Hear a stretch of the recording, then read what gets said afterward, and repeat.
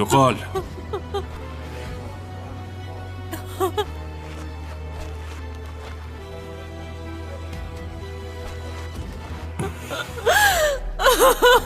Ko'zimga ko'rinma.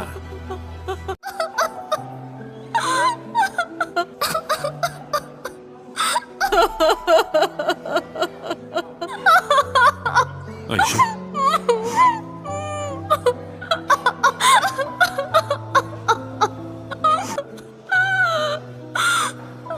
Men sizni yaxshi ko'raman. Ha? Qizim, nima yig'layapsan?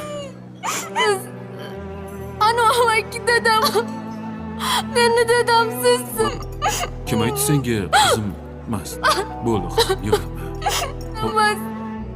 Men sizni qashingiz bo'lmasa. Oyimga baq. Nimaga? Seni yaxshi ko'raman. Mast. Sen meni qizimsan. Endi kattalar shunaqa tortishib turibdi. Qizim. Qizim emas dedingiz. Oxirdiz. Bo'ldi, boshqa baqirmayman, xo'p? Sen mendan xafa bo'lma, xo'p? Men gaplashaman. Boshqa o'g'lim. Men oyimman. Men u amakiga aytaman. Siz meni tashlab ketmang. Kim bilan gaplashmaydi. Qizim. Men seni chaqaloqligingdan Ketmang. Meni tashlab ketmang. Oyim bilan gaplashmaydi. kimga bermayman, qizim. Kel. Hech kimga bermaysiz a? Hech katta qilganman. Seni hech kimga bermayman. O'zingiz bilan olib ketding. Xo'p, qizim. Meni tashlab ketmang. Sizni yaxshi ko'raman. Men ham seni yaxshi ko'raman. Iltimos. O'zim o'g'lim qizim. Men ham seni juda yaxshi ko'raman.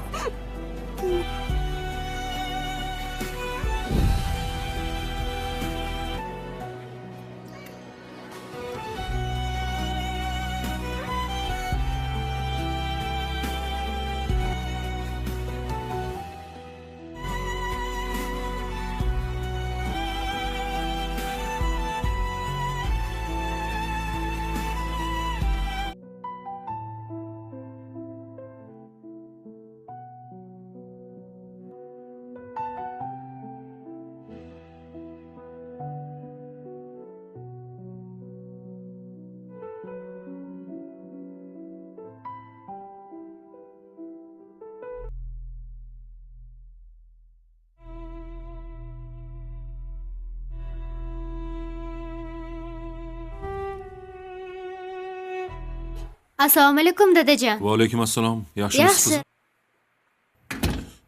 Voy, xonamga kirsam maylimi? Mayli qizim. Yaxshi. Sizni kim edi deyishgandi. Rahmat. Yaxshi keldingizmi? Yaxshi o'tiribsizlarmi? Yaxshi. Oilangiz, bolangiz bor ekan o'shanga. Nega kelmas ekanman? Boshqa Oyingiz hazillashgan. Tunim, bitta o'g'lim va bitta kelinim bor. Meni bitta xotinim. Eshitib oling, kelin. Tushundingiz a? noto'g'ri tushunib. Bo'ldi. Bunaqa gapni boshqa gapirmang. Xo'pmi? O'zim chiqaman. Noto'g'ri o'ylabman-da, dadajon. Maylimi, o'zim uyimga kelsam? Kech bo'lganda kelibsiz. Tinchlikmi? Man. Yaxshi. Nozma, boraver. Xo'p. Mayli, mayli. Nima? Endi har kuni boshqa bunaqa har xil gaplarni gapirmagan. Tushundingmi? Kelinga nimalar deding? Menga qara. Keling. Bunisi ham boshladi endi. Nima kelishib olganmiz? Hech sizni bu uyda ko'raman deb o'ylamagandim. Va alaykum assalom. Yaxshimisan? Yaxshi keldingizmi? Buni mana shu yerda bo'laman. Dada, assalomu. Ovqatlaring bormi? Farhod, xonangga kir. Lar?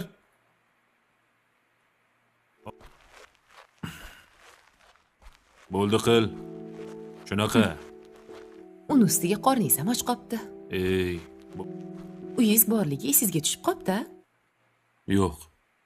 To'ydirib yormadilarmi? Qorningizni to'y... Tinchlikmi? men haqiqat deb bilgan narsalar Nima bo'ldi? Bo'shashib qopsiz. charchadim hammasidan. Shuncha yil aldab yurgan ekan meni. Chiqdi. Ularning hammasi yolg'on bo'ldi. Nihoyat bilibsiz-da, a? Va Ahmoq ekanman. Nimani aytyapsan?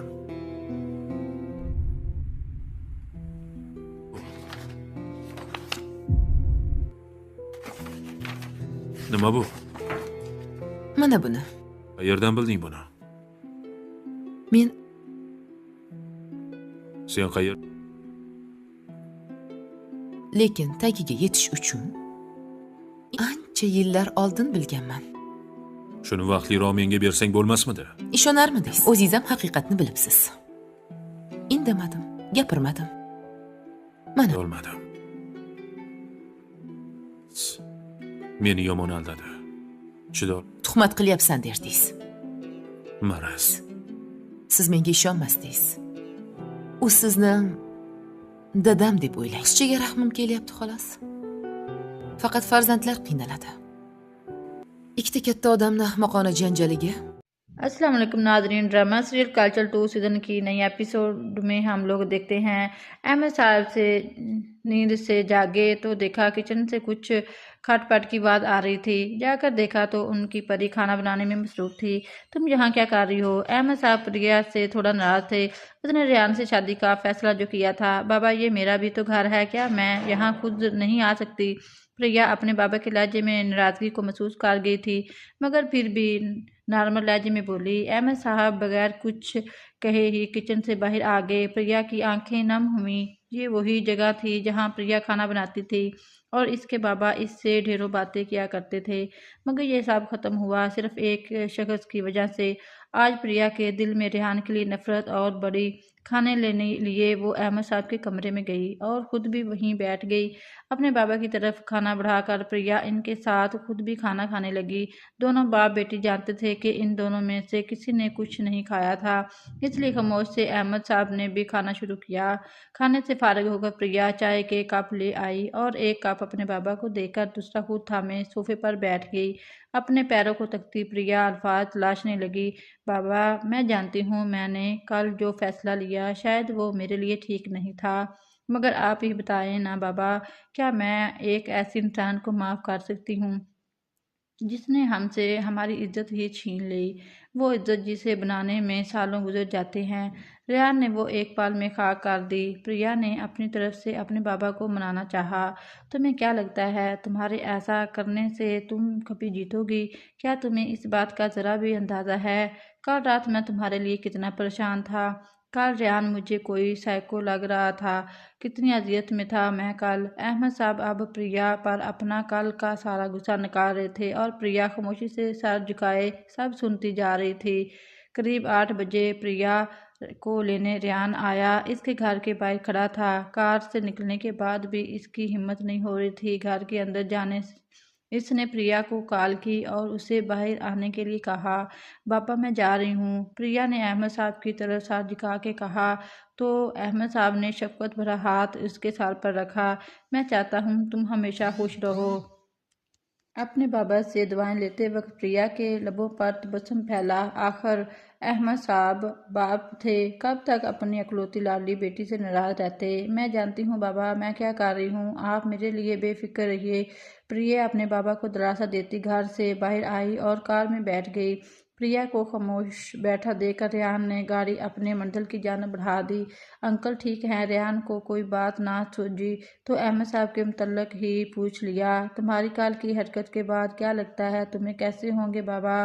प्रिया ने भी उसे इसी के अंदाज में कहा। मैं शर्मिंदा हूँ, रेहान ने धीमे लहजे में कहा। तुम्हें होना चाहिए प्रिया। प्रिया भी एक ही ले में बोल रही थी। थोड़ी ही देर में गाड़ी सिकंदर हाउस के बाहर रुकी तो प्रिया गाड़ी से उतरकर घर के अंदर चली गई। रेहान प्रिया के पेट देखता रह गया। प्रिया सीधे महताब बेगम के कमरे में गई, उन्हें सलाम किया और उन्हीं के साथ बैठ गई। तुम्हारे बाबा कैसे हैं? महताब बेगम ने बात का आगाज़ किया। ठीक है बाबा, मुझे इनकी ही फिक्र हो रही थी कि ना जाने वो कैसे होंगे, अकेले जो थे, बस इसलिए सुबह बखैर कोई बात किए चली गई। प्रिया भी महताब बेगम से सुबह के रवैये के लिए शर्मिंदा थी। मैं समझ सकती हूँ बेटा कि तुम पर क्या बीत रही है। मॉम प्लीज़ आप इस तरह मुझसे बात ना करें, कल जो कुछ भी हुआ इसमें आपका कोई कसूर नहीं है। प्रिया ने महताब बेगम को शर्मिंदा देखा तो उन्हें तसल्ली देने लगी। तो फिर क्या सोचा तुमने, किस बारे में? वही जो मैंने तुमसे सुबह पूछा था कि तुम रेहान के साथ रहना चाहती हो या नहीं। महताब बेगम प्रिया की मर्जी जानना चाहती थी। मैं रेहान के साथ रहना नहीं चाहती, मगर मैं अपने बाबा को दुनिया के सामने और शर्मिंदा नहीं करना चाहती। चाहते ना चाहते हुए भी मैं इस घर में रहने पर मजबूर हूँ। प्रिया के अल्फाज सुनकर दरवाजे के बाहर खड़े रेहान को कुछ तसल्ली हुई। चलो कम अज़ कम वो मुझे कभी छोड़ कर नहीं जाएगी। मगर बेटा इस तरह तुम और रेहान कैसे ज़िंदगी गुजारोगे? मॉम आप परेशान क्यों होती हैं? मैं थोड़ा वक्त लगा के लेकिन सब ठीक हो जाएगा। प्रिया ने इनसे झूठ कहा। असल में वो ऐसा कुछ नहीं चाहती थी। ठीक है बेटा, अगर तुमने ये फैसला किया है तो रेहान को माफ़ भी करना, क्योंकि अगर तुम दोनों के एक दूसरे के दिल से कबूल नहीं करोगे तो ये रिश्ता कभी मजबूत नहीं होगा। प्रिया फ़कत सारा इस बात में हला गई। तुम मुझसे एक बात क्यों नहीं कर रही? प्रिया सोफे पर बैठ अपने मोबाइल पर मसरूफ़ थी तो रेहान ने इससे पूछा, तुम इस काबिल नहीं हो कि तुमसे बात की जाए? परी ने धीमे से अपने जवाब दिया और अपनी बेचैनी इस पर वाज़ा नहीं करना चाहती थी। रेहान बेड से उठकर प्रिया के पास आकर बैठ गया। वो काफ़ी देर उसे बेचैन होता देख रहा था। ये ज़रूरी था कि वो कुछ बोले, वरना वो अंदर ही अंदर खुद को ख़त्म कर रही थी। देखो परी, मैं कल से तुमसे माफ़ी मांग रहा हूँ, क्या तुम मेरी एक गलती माफ़ नहीं कर सकती? रेहान ने प्रिया का हाथ थामे कहा। हाथ छोड़ो मेरा और दूर हो रहो मुझसे। और एक गलती, हाँ एक गलती मिस्टर रेहान सिकंदर शेख, ये कोई एक गलती नहीं, आपकी गलतियों की लिस्ट है मेरे पास। और रही बात एक गलती की, तो मैं आपको ये ज़हन नशीन करवा दूँ, तुमने जो कुछ भी मेरे बाबा और मेरे साथ किया, इसकी सज़ा तुम्हें ज़रूर मिलेगी। जिस मोहब्बत को पाने के लिए तुमने मेरी ज़िंदगी बर्बाद की ना, यही मोहब्बत तुम्हारे चेहरे की हंसी छीनेगी। तुम पल पल तड़पोगे, मगर इस मोहब्बत को पा नहीं सकोगे। प्रिया अपना दिन भर अपना सारा गुस्सा रेहान पर निकाल रही थी। इसके बाबा का इससे बात ना करना, इसका महताब बेगम से झूठ बोलना उसे बहुत परेशान कर रहा था। वो कभी झूठ नहीं बोलती थी। एक झूठ इसके अंदर बेचैनी पैदा कर रहा था, जिससे ना वो छुपा पा रही थी ना दिखा पा रही थी। रेहान को परी के इन अल्फाजों से बहुत दुख हुआ, मगर वो फिर भी परी को देख कर मुस्कुरा रहा था, जो अब अपना गुस्सा निकाल कर थोड़ी ही सही पहले से परसकून लगी। परी ने रेहान को मुस्कुराता देखा तो वो समझ गई कि उसे ये टॉपिक शुरू ही कुछ क्यों किया। परी गहरी सांस खारिज करती परी ने अपना हाथ रेहान की गिरफ्त से छुड़ाया और उठकर बालकोनी में आ गई। अब उसे रेहान से घबराहट हो रही थी। वो कितना ही बुरा सलूक इसके साथ करती, वो कुछ ना कहता था। उसे भी तो उल्टा गुस्सा करना चाहिए था, मगर नहीं, वो गुस्सा करना तो दूर, कभी शिकवा भी नहीं करता था। बालकोनी में रखे खूबसूरत झूले पर परी जाकर बैठ गई। लंदन में उसने रेहान को एक अच्छा इंसान माना था। वहाँ उसने उसकी देखभाल की थी, इसका बहुत ख्याल रखा था। वहाँ वो अकेली थी, वो उसका साहिबान बना था। परी उसे अपने दोस्त मानने लगी थी, मगर फिर रेहान का पाकिस्तान वापस आकर रवैया बदला, मगर ये रवैया पहले से बहुत अलग था। परी इसके बारे में सोच रही थी, अगर रेहान का यही रवैया रहा तो वो कैसे इससे बदला लेगी। रेहान ने इससे इसकी सबसे बड़ी खुशी को छीना था, उसके साथ ज़िंदगी गुजारने की खुशी। बचपन से ही उसने इसी के बारे में सोचा था। इसकी तस्वीरों को देख कर ही इसकी रात होती थी और इसी को देखकर उसकी सुबह। परी अपनी ही सोचों में गुम थी कि रेहान उसके साथ आकर झूले पर बैठ गया। परी के लिए लाई हुई चैन रेहान ने उसे पहनाने लगा। नाजुक सी चैन थी वो, जिससे थोड़े थोड़े फासले पर डायमंड और मोती लटक रहे थे। वो बहुत ही खूबसूरत नाजुक चैन थी। परी सिंपल चीज़ों को पसंद करती थी और रेहान ने इसके डायमंड ज़ौक़ के ऐन मुताबिक उसके लिए तोहफ़ा पसंद किया था। चैन पहना के रेहान ने उसे अपने बाजुओं के हसार में लिया। प्रिया भी ना जाने कितनी देर इसके सीने पर सार रखे बैठी रही। कुछ देर के लिए ही सही उसे सुकून मिला, जो बेचैनी उसे काफ़ी देर से हो रही थी। रेहान के साथ वो दूर हो चुकी थी। आंखों मूंदों वो दोनों एक दूसरे को बस महसूस कर रहे थे। रेहान के मोबाइल पर